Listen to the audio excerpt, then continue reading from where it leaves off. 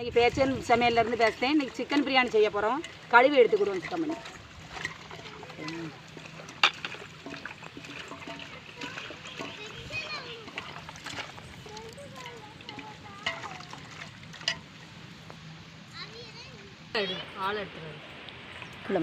வெள்ளைப்பூடு, இஞ்சி, தக்காளி 2 செஃப் இருக்காங்க.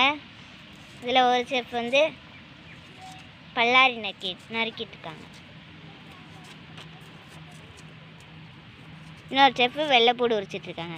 தேவையான பொருட்கள்: பல்லாரி வெட்டி வச்சுருக்கோம், மிளகாய் வெட்டி வச்சுருக்கோம், தக்காளி, தயிர், மல்லி இலை, கருகப்பில், எலுமிச்சம்பழம், இஞ்சி, பூண்டு நச்சு வச்சுருக்கோம், இடித்து வச்சுருக்கோம், புதினா இலையா தேவைக்கிடுவோம். நெய் ஊற்றிக்கிடுவோம். 1 பாக்கெட் ஊற்றிருக்கு. 2 பாக்கெட் சேர்த்துக்கிட்டோம். 2 பாக்கெட் நெய். பட்டை வகைகள் பட்டை போட்டு 4 பட்டை எடுத்து வாங்கி வச்சுருக்கோம். அன்னைக்கு முத பட்டை போட்டோம், நீங்கள் பார்க்கல. இன்னைக்கு அதான் தனியாக எடுத்து காட்டிக்கிட்டோம். கமெண்ட் பண்ணியிருந்தீங்க. பிரியாணி பொடி, மஞ்சத்தூள், மிளகாத்தூள், சிக்கன் குழம்பு மசாலா எல்லாம் சேர்த்துக்கிடணும். ஆயில் ஊற்றிக்கிடுவோம். பட்டை கிராம்புலாம் போட்டிருக்கோம். போன வாட்டி கமெண்ட் பண்ணியிருந்தீங்க போடலைன்னு சொல்லி. எல்லாமே போட்டோம் போன வாட்டி. நான் இப்போ காட்டிக்கிட்ட பார்த்துக்கோங்க. பட்டை கிராம்பு போடாது பிரியாணியான்னு கேட்டிருந்தீங்க. கடுகு போட்டுக்கணும். பல்லாரி சேர்த்துக்கிடுவோம்.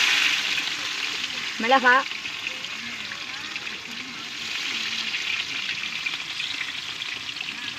இஞ்சி பூண்டு போட்டுக்கிடுவோம். இஞ்சி பூண்டு பேஸ்ட் போட்டு நல்லா கிண்டி விட்டுக்கிடுவோம்.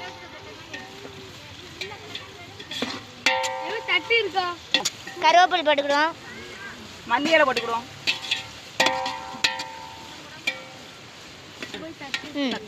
தக்காளி போட்டுக்கிடுதோம். தக்காளி சேர்த்துக்கிடுதோம். பார்த்துக்கோங்க. போட்டு கிண்டிக்கிடுதோம் நல்லா. தக்காளியை போட்டு இந்த கேப்ல அரிசி நனைய வச்சுக்கோங்க. இப்போ மஞ்சள் பொடி போடுதோம். இப்போ சிக்கன் மசாலா போடுதோம். சிக்கன் மசாலா. ஆமாம்.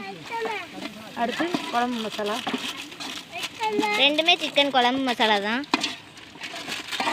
அடுத்து பிரியாணி பொடி போடுறோம். பார்த்துக்கோங்க. 4 பாக்கெட் போடுவாங்க. 4 பாக்கெட் பிரியாணி பொடி. பிரியாணி பொடின்னு கடையில் கேட்டாலே தருவாங்க. கடையில் வாங்கின பிரியாணி பொடி. கொஞ்சம் வத்தல் பொடி சேர்த்துக்கோங்க. லெமன் புளிஞ்சு விட்டாங்க. தயிர் 2 பாக்கெட் சேர்த்துக்கிடுதோம்.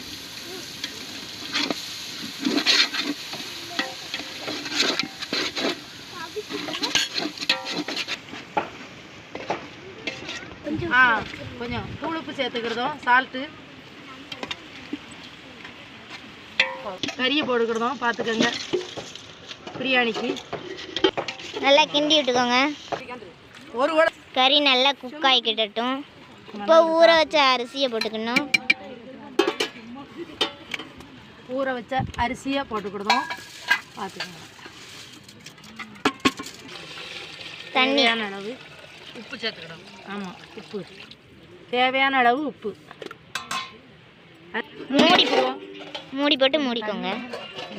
மூடியை கழுவுங்க. மூடி வச்சுருவோம். நல்லா இந்த அளவுக்கு வெந்து வந்தோடனே இறக்கி வச்சுக்கிடுவோம். இனிமேல் தம் போடணும். புதினா இலை போட்டுக்கணும். மல்லி இலை, புதினா இலை. மூடி போட்டு மூடி வச்சுக்கணும். தம்முனா வேறு ஒன்றுமே இல்லைங்க. கங்கல் எடுத்து மேலே போட்டால் தம்மு.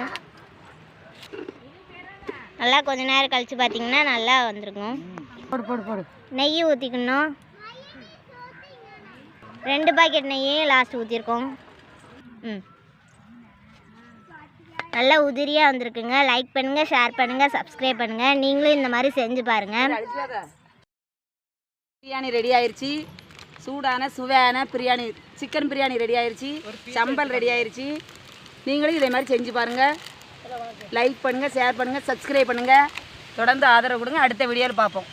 அந்த புதினாவோட வைக்கிறது